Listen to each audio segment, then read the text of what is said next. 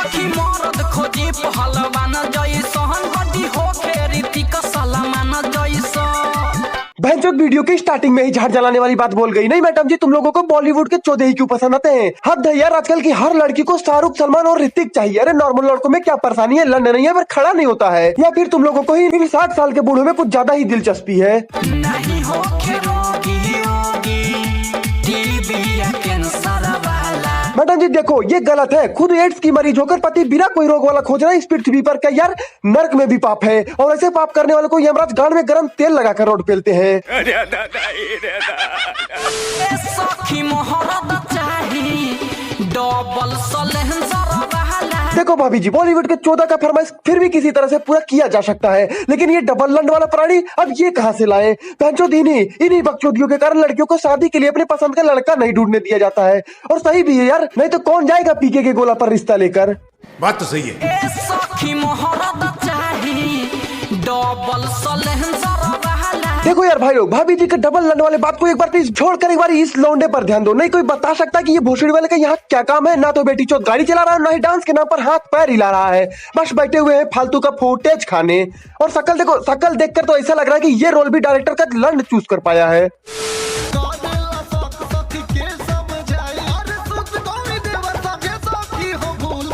देवर संगे भूल के सो गई। भाभी जी तुम्हें क्या लगता है, तुम ऐसा बोल दोगी और लोग मान लेंगे? अजी लंड मेरा नहीं, लोग एक बार को ये मान लेंगे कि कैटरीना के होने वाले बच्चे के बाप विक्की है, लेकिन ये कभी नहीं मानेंगे कि तुम भूल के देवर के साथ सो गई। और चलो एक बार को मान लेते हो, इसे मानना नहीं चाहिए लेकिन मान लेते हैं, तुम भूल के सो गई, नींद में थी तो पता नहीं चला। लेकिन ये क्या है?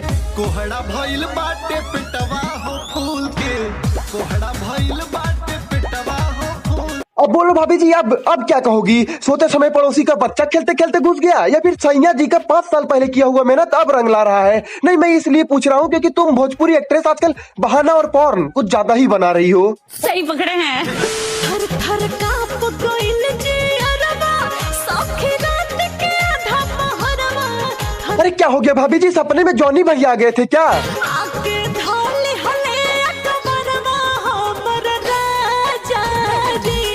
राजा जी के अकबरवा धर लेने से इतना कांप गई, सोचो अगर सांप घुस गया होता तो क्या करती? सांप से मेरा मतलब है सांप, वो धामिन जो लहंगा में घुसता है। इसीलिए कहता हूँ चैनल सब्सक्राइब कर लो। छोड़ दिया ना ये वाला वीडियो, देख लेना, इसके बाद जाकर देख लेना।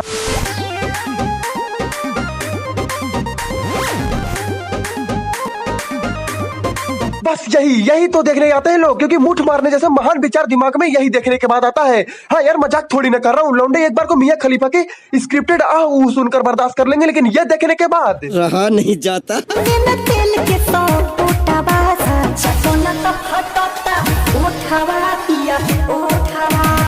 चाटा नाता फाटा था होठवा। भाई होठ चाटने से नहीं फटता, मुझे तो पता ही नहीं था। और वैसलीन वो तो छोड़ो भाई, वो तो चुदाई के काम में आता है ना। साला हम ही लोग मूर्ख है जो उसे होठ में लगाते थे।